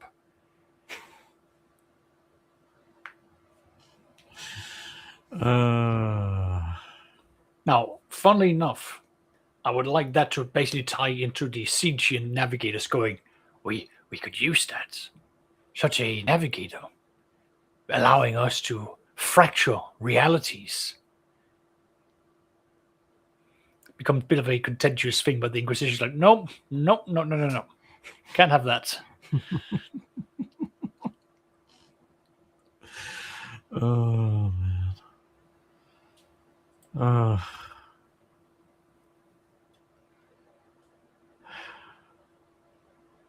Yeah, that's going to go pretty badly. No, again, it's Maybe. it's 40k. 40k. There's a bunch of things that's going to go badly. My end goal at the moment is that I have certain major characters that are going to come in. They're going to run amok and do their things, and then they either achieve their goal and leave, which then leaves are right, this is the end. You guys have conquered and done this, and this. The sector at this point is now going to be it's no longer going to have a consistent problem, and there's enough stability that we can now say, right, this is it. You've carved out this section of the sector. You rule this amount. Your influence level is at this point. That's the end of the campaign. So that's at least another year, maybe year and a half worth of content that I've got prepared. I mean, 2.5 years of Rogue Trader, I think it's more than enough.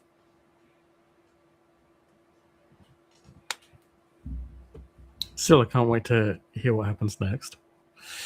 So same here. And I'm arranging it. I'm like, I prepare all this. My players keep on throwing wrenches in the machine, and we'll just see what happens. Yeah. It's a lot of information to digest as well. I know. I'm sorry. I'm afraid that's when I do sandbox games, this is what ends up happening. No, because I should contextualize that because I have like 3 different things going on in my head for lore-wise stuff. Warhammer 40k isn't always top priority, so I'm taking in everything you're saying, and then I'm trying to rejuggle slots of active memory to. No, I understand, and it's also late for you, and I have the same thing. Like my brain power just goes down as it gets later. I mean, hell, yesterday I was sitting here going like, "What's the name of the animals that eat the dead?" It's like, carrion. They're like, "How do you not remember this, Oscar?" I'm like, "I don't know. I'm tired. Words disappear in my head." It's not as bad as like some of the other times when I went on streams that were evenings for Americans, like 2, 3 o'clock in the morning for me. I'd begin to start thinking that I was seeing spiders running up and down the wall. I'd start looking around the place, and people are like, "What's wrong with you?" I'm like, I'm fucking tired. I think I'm seeing spiders running around the wall. I'm gonna go to bed now.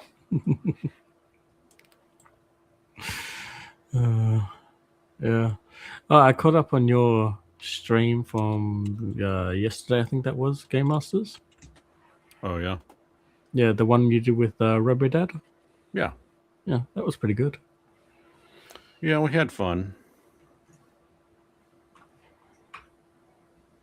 Cool.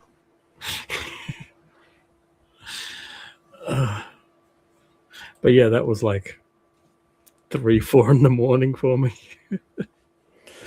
Yeah, it was very much an impromptu run or live stream. I don't know, just discovering how the maps worked. I thought it was kind of weird. I was like, well, if I'm too stupid to figure it out first run, there's got to be other people out there that is equally confused about it. So, well, let's go live, see what happens. And I got to justify paying for that, fucking $50 a month subscription fee to restream. So, and it's made me a whopping 63 cents. Oh, totally worth it. Totally worth it. Remember to invest that. I do have to say, knowing that, like, what's even in their map packs, WotC is still doing unlaminated paper maps. That's pretty crap. Especially when you compare it to Paizo and others. It's like, I was about to say that, like, Paizo has just won me over. Like, as a company, they just provide better product. So I was looking at, and I did a little research after you made that comment about Paizo. Well, with Paizo, you get one map. It's not that much bigger. It's like 33 inches by 24 inches, whereas the D&D ones are 22 inches by 30 inches. Getting like 3 more inches. But you get one map, and it's $20. This one is, and they might be double-sided, but I can't remember. Let's assume, I'll give benefit of the doubt, and we'll assume that they are double-sided. Okay, so you get 2 maps. You get 1 sheet, 2 maps, laminated, yes, okay. For $20. For $5 more, I can get 10 maps. That's 5 sheets, 10 maps, plus 93 tokens. Now, if I'm looking at it just strictly from a utilitarian point of view, the D&D maps are going to be the better buy. Now, if I'm looking at it from a quality point of view, I don't know that I'm going to be looking at it from a quality point of view. Yeah, that's fair. I mean, would you rather go in and buy a loaf of bread that has one slice of bread in it for $20 or a loaf of bread that's got 10 slices of bread in it for $25? Well, but in that scenario, like the one slice of bread is also like just made with bread ingredients, whereas the 10 slices of bread are made on a production line of bread that goes from ingredients to packaged and shipped in 3 hours. And how often do you go in and buy the expensive bread? Every week. I don't. No, I get what you mean. It's like the whole quantity over quality. What are you going to be using more? Well,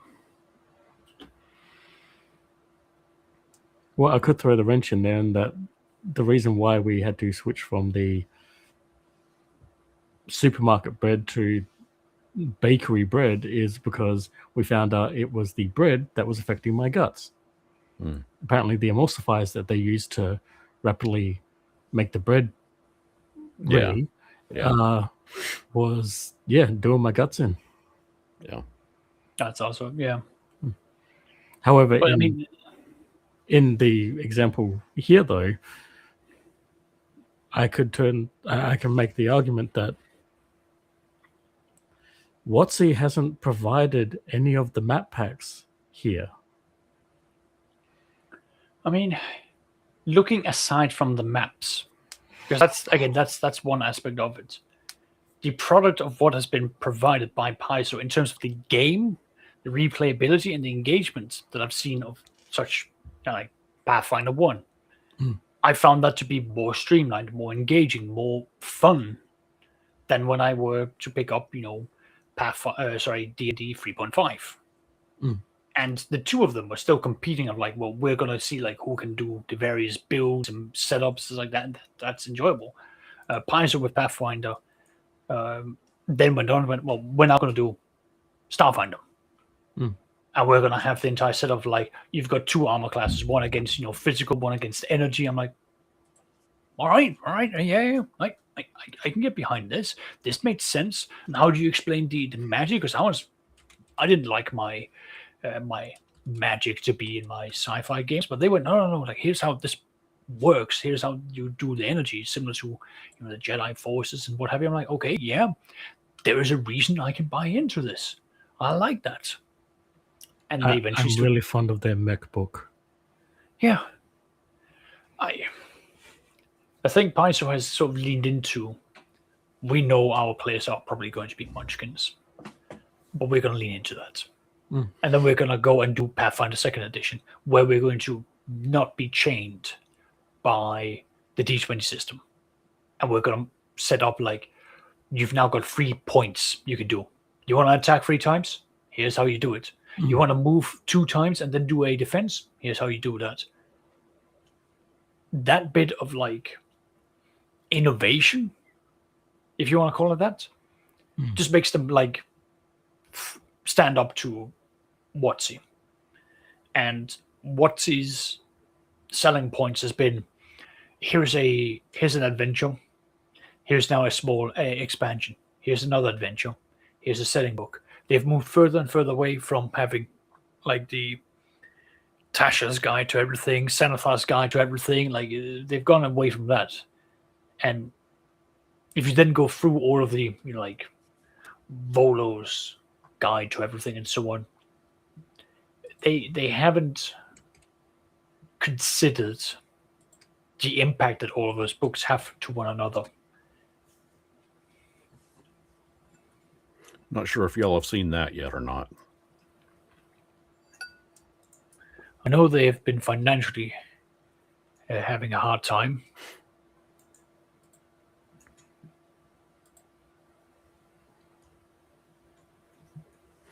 Just read that at some point. Maybe that'll be a topic for next week to talk about.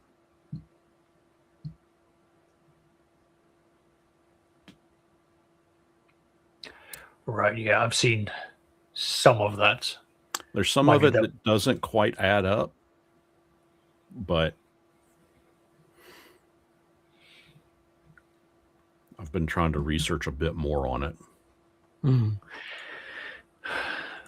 So I watched the beginning of a stream this morning by a channel known as the Archcast. Oh, yeah. There was mention that Paizo has very weird policies that says that you have to work within a certain perimeter or distance to their offices. Now, I have no way of verifying that this is how they're set up, but I do know that Paizo has been rather, at least in my view, transparent that it's been difficult for them to make a living out of role-playing games. But wait, I thought that this was the next greatest D&D killer system out there. In my opinion, it is.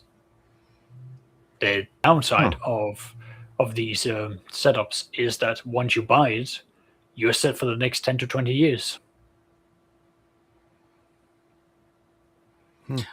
I've always thought that kind of rhetoric is quite redundant. It is. Because then you can throw out stuff like, well, maybe they're just under monetized. Well, not just that, just like the whole idea of, oh, what is going to be the D&D killer? We don't look at video games and go, well, what's going to be the Mario killer? You know, it's like, no, Well, we I have mean, with like World of Warcraft. What killed, EverQuest? World of Warcraft. We've yet to see a World of Warcraft killer. There have been a few come close, but yeah, but again, that was back in the, 2000s. yeah. In a time when things did keep changing like that. Yeah. But we've now gotten into a realm where,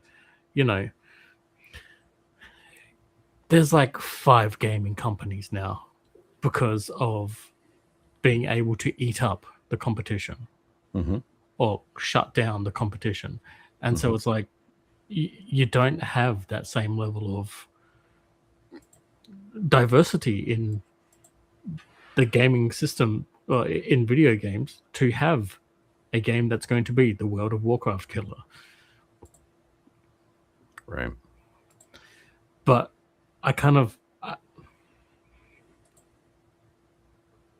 I've had that view of our TTRPG hobby since somewhat into the 5th edition, when it was like, oh, 5th edition's been going for a while. What's going to be the D&D killer? Is this the D&D killer? Is this the D? It's like, no, none of these are going to be the D&D killer because the market doesn't work that way anymore. Right. If it's exactly. If Hasbro really thought that something was going to be the D&D killer, they'd probably buy it and then kill it. Yeah. No, I mean, and that's exactly what you're hitting the nail on the head when you say rhetoric. I mean, that's what a lot of we'll call them fanboys of both, D&D as well as Pathfinder. I mean, it goes both ways, but when you see stuff like this happen to Paizo, it's through no fault of their own, or maybe through faults of their own. I mean, why would you, in this day and age, why the hell would you sign up with one individual exclusive distributor on consignment? That doesn't make any sense. It's not a good business practice.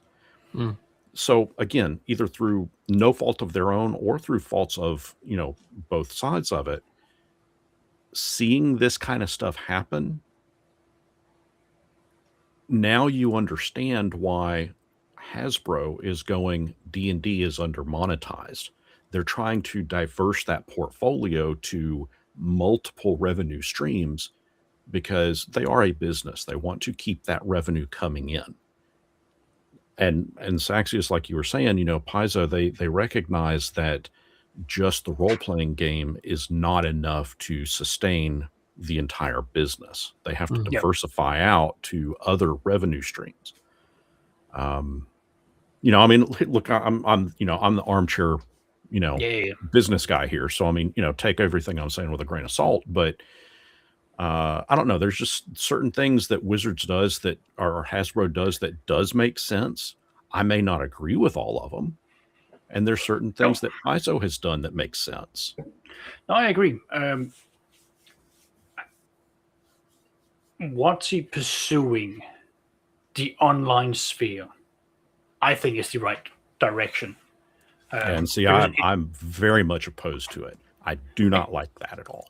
But no, I get. Yeah, I fully admit that that is where the money is. I get yeah. that. I agree with it. No, no. Again, like, I'm not going to disagree with you. Like Yeah. the power of having a book in your hands Yeah. and doing it in person, absolutely unrivaled. Not going to disagree on that on any fronts. I do agree with you. Go on. Let me give this example to anybody that's listening. Going to be crass, but hey, this is Talking Drek, right?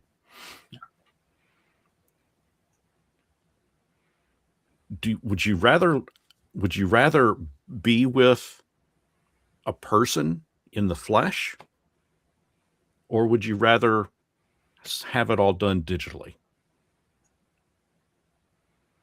I mean, read what I'm saying here, but you know, I mean, there's a big difference, and I don't know.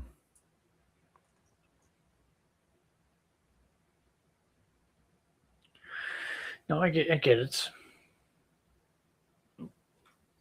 I'm seeing that, at least from my experience, there's a lot of money in the online aspect. Yeah. The cost isn't the same. You know, once you've made the PDF, you can then turn around. Yeah, you've got Yeah, millions of copies of it. Yeah. Yeah, you can put it onto DM's Guild or Drive Through RPG, Yeah. and whoop to do. You could then turn around. I mean, like, look at DM's Guild, where when you publish anything on that site, on that subsidiary of Drive Through, you have access and you have permission by WotC to use the entire catalog of the D&D world, Mm-hmm. but they will take a percentage of that, and you Mm-hmm. agree to that. So Mhm. that is allowing them to have that extra revenue. They've been looking at what, like, money that Roll20 has been making, that Foundry's been making, Yeah. all the other VTTs, because that is an easy way to then start getting, you know, a pie into what we've been seeing, you know, the rise, possibly after the fall of Let's Play tabletop games. Yeah. So, unfortunately, from my perspective, I think that dragon has gone back to sleeping. We're not going to be seeing, well, at least from my perspective, the Let's Play crowd is so heavily monetized or so heavily curated that it just doesn't feel like it was when it began. But that's a taste thing. That's an absolute taste thing. Yeah. But the role-playing games, unless you are a single person who is just publishing things because it's fun for you, it's not going to be a money-making scheme. It's not going to be a million. You hear about the million-making dollar projects like Matt Colville, Daggerfall, and Right. or Daggerheart, Right. or Shadow Dark. Well, these are also from people who have been in the industry for years, who have been cultivating a group and a community that they're catering towards. It's at that stage, it's less about providing just a product. It's more about, like, right, well, I will now make something for this community that is mine, that can now be used there, and then hopefully bring in more people.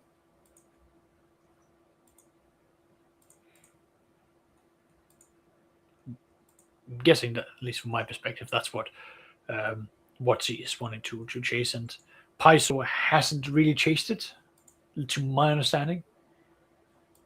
They've gone a very different route in comparison.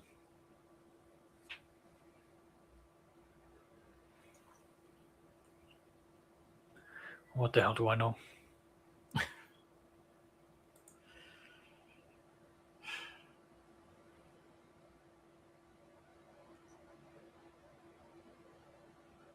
Yeah, I think the thing that gets me is, well, I don't know. It's going on 2 hours. I got to start wrapping things up on my side. Yep. I got family that's up and wandering around now, so. But I certainly have more things to say about Paizo, but we'll see what develops over the incoming week. Maybe we'll return to it next Sunday. Yeah. Yep. In fact, hell, we can make that the priority topic for next week then. Yep. Paizo or the current TTRPG landscape. Yep. Yeah, that works. Yeah, sounds good. Yeah. Maybe we can get that lazy ass in as well. Maybe. Is he sleeping? I've got no idea. Oh. If he's even back home yet. Just send a message. We need your political insights in the tabletop world. We need you to say that you disagree with us. Well, he also seems to have a lot of contacts as well. Yeah. Oh, well. All right. Well, we'll end it there, and I don't know. Hey, no one got called a cunt.